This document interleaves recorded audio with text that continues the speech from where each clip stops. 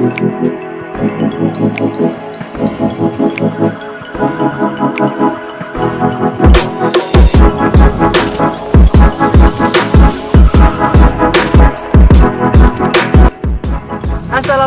warahmatullahi taala wabarakatuh. Berjumpa lagi bersama kami di channel Edukasi Pertanian. Oke, sahabat-sahabat, di sini saya sedang beraktivitas.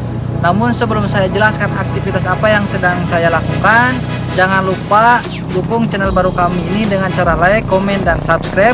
Mudah-mudahan di setiap saya membuat konten, mudah-mudahan ada manfaatnya untuk para sahabat petani Indonesia. Oke sahabat, mungkin di video sebelumnya saya sudah menjelaskan bagaimana cara pemasangan pengursa.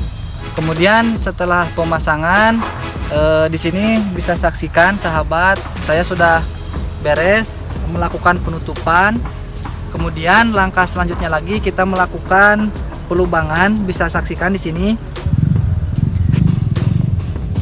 Dan kemarin saya sudah lakukan pelubangan. Kemudian apalagi supaya tanah kita ini subur dan siap tanam. Nah, di sini saya sudah menyediakan peralatannya, obatnya. Pokoknya simak terus video-video dari kami. Jangan lupa support dengan cara subscribe dan share. Mudah-mudahan video kali ini bisa bermanfaat untuk para petani Indonesia. Baik sahabat, ketika kita sudah melakukan penutupan, kemudian kita lakukan pelubangan, alangkah baiknya sebelum kita tanami tanaman kepada lahan kita wajib melakukan fermentasi dulu. Fungsinya untuk apa? Tidak lain supaya ketika tanaman kita menyerap pupuk dari tanah atau lahan ini, supaya serapannya itu baik atau sehat.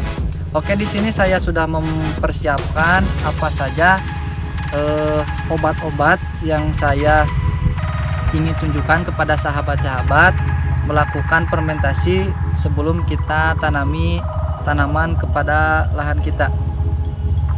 Oke, di sini kita bisa lihat saya menggunakan M4 yang pertama. Kemudian saya menggunakan Shintake. Yang ketiga, saya menggunakan gula pasir atau gula putih. Bisa sahabat saksikan. Nah, dan di sini cara pengaplikasiannya seperti apa? Dan sebelum saya memperlihatkan cara pengaplikasiannya, saya akan menjelaskan dulu. Jadi fungsi M4 ini yaitu untuk fermentasi pupuk. Jadi supaya cepat terurai pupuk kohe ayam yang kemarin saya sudah tabur. Kemudian kita bantu dengan biofungisida atau bakterisida. Jadi sangat penting sekali untuk ini pemirsa, karena di sini mengandung bahan aktif tripoderma, yang mampu membasmi atau membunuh bakteri-bakteri yang berada di dalam pupuk yang kemarin kita sudah taburkan. Jadi tidak lain, tripoderma ini untuk hama seperti layu fusarium itu diakibatkan mungkin bisa saja penyerangannya dari akar. Nah, di sini untuk gulanya sendiri tidak lain fungsinya yaitu untuk mempercepat perkembangan mikroba. Jadi ketika kita campurkan M4, Shintake sama gula, jadi perkembangan mikrobanya itu supaya lebih cepat karena dia memakan gula pasir ini. Jadi perkembangbiakannya itu sangat cepat sekali. Nah, di sini ketika kita sudah larutkan ke dalam wadah ini airnya kurang lebih 1 liter airnya. Kita bisa saksikan di sini airnya ini 1 liter. Kemudian kita larutkan semua bahan-bahan ini ke dalam air ini. Kalau sudah, kemudian kita tutup rapat, sahabat, kita tutup rapat. biarkan selama 1 hari sebelum kita lakukan pengaplikasian kepada lahan. Dan untuk takarannya sendiri, ini Shiitake-nya kurang lebih 200 gram. Ini untuk takaran 100 liter air. Jadi untuk setengah drum, pemirsa. Untuk M4-nya ini seharusnya kalau kita menggunakan 1 drum atau 200 liter, harusnya kita menggunakan 2 M4. Dan untuk gulanya sendiri, saya menggunakan 1/4 untuk setengah drum karena lahan ini tidak mencapai, maksudnya tidak terlalu lebar, jadi saya nanti akan akan mengecor atau menyemprot tanahnya ini kurang lebih takaran setengah drum. Sahabat, di sini saya sudah menyediakan bahan-bahannya, dan di sini juga saya akan memperlihatkan kepada sahabat-sahabat bagaimana saya menyampurkan bahan-bahannya ini, yang pertama, yang kedua, dan ketiga. Oke, bisa saksikan di sini sahabat. Yang pertama kita larutkan Shiitake-nya dulu.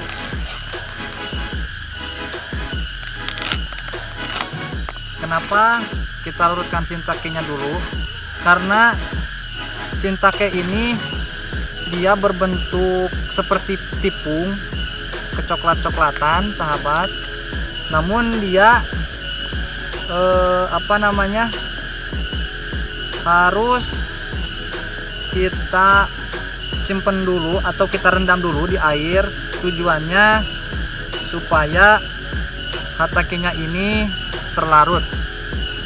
Kemudian kita aduk sebelum kita memasukkan gula. Kemudian kita aduk.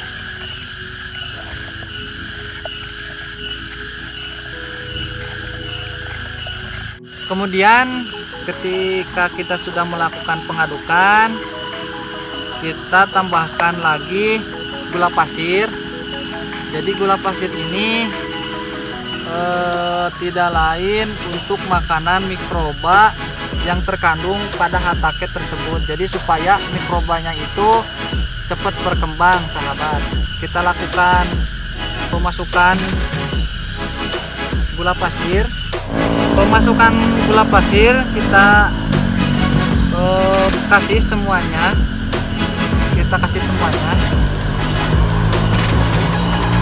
Kemudian setelah kita lakukan penambahan gula pasir, kita aduk.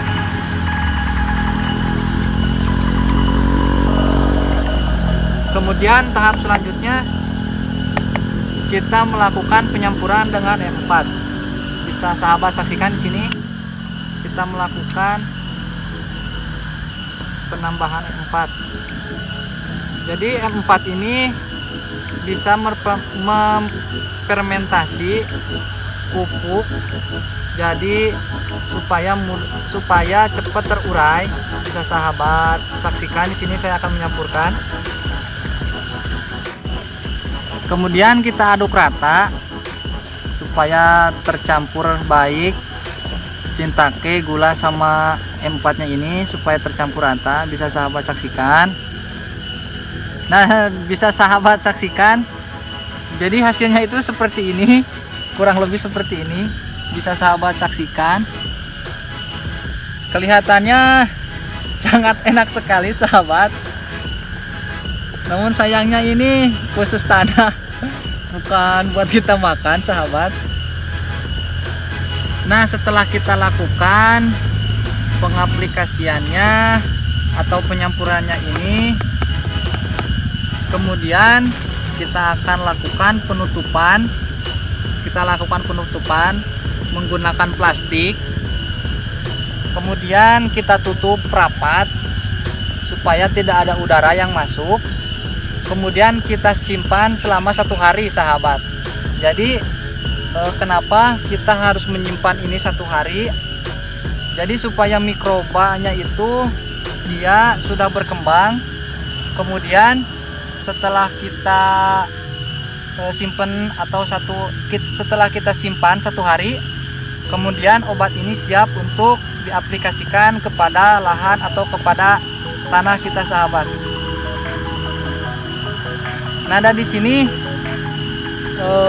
rencana saya akan menanam sawi putih sahabat. Di sini saya rencana akan menanam sawi putih, kemudian tumpang sarinya sama buncis.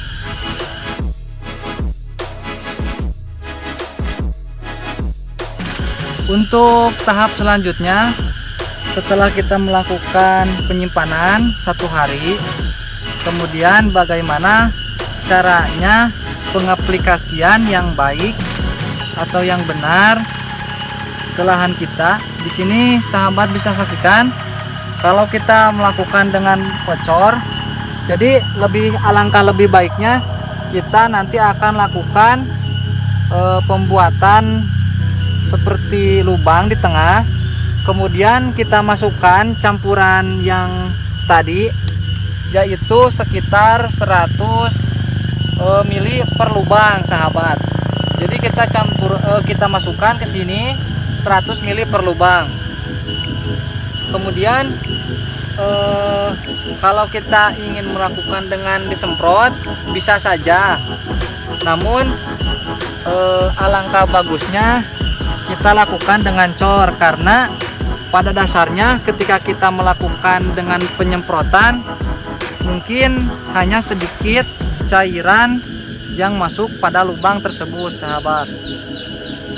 Oke, mungkin kemarin saya menjelaskan harus cara memasang mulsa itu jangan kendor, harus rapi. Bisa sahabat saksikan apa manfaatnya. Yang pertama, ketika kita melakukan pemasangan mulsa ini dengan kurang tarikan, nanti ketika kita melakukan pemupukan, pengecoran, bisa saja si pupuk tersebut ke pinggir, jadi tidak langsung meresap ke bawah. Nah, itu manfaatnya kita melakukan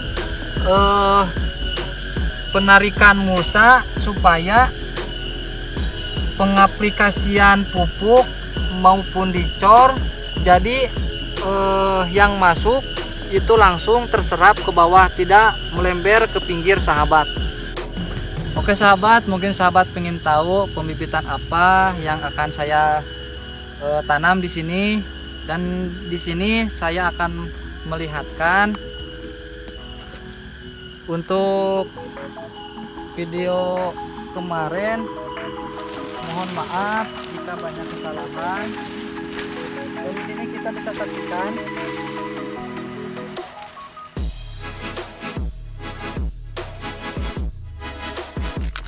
untuk umurnya sendiri kurang lebih 7 hari sahabat. Setelah kemarin saya lakukan penyemaian, kurang lebih ini umurnya 7 hari. Jadi kemarin mohon maaf nggak saya sempat dokumentasikan, mohon maaf karena saya juga ada kesibukan, jadi nggak sempat saya dokumentasikan.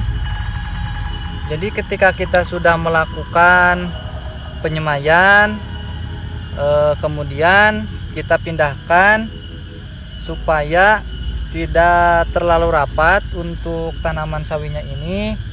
Kemudian sebelum kita melakukan pemindahan ke lahan, kita tunggu sampai sawinya ini atau samponya ini agak besar sahabat, bisa disaksikan.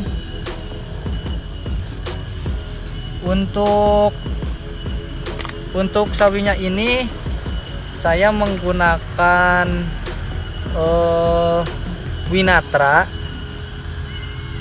Winatra sahabat. Mudah-mudahan sampai finish. Doakan untuk sahabat-sahabat senior-senior saya, doakan terus supaya mudah-mudahan penanamannya ini sempurna, tidak ada kendala. Saya ucapkan terima kasih. Dukung terus channel kami, jangan lupa like, komen, dan subscribe. Mungkin sekian video dari saya. Wassalamualaikum warahmatullahi taala wabarakatuh. Jangan lupa subscribe untuk para sahabat petani Indonesia.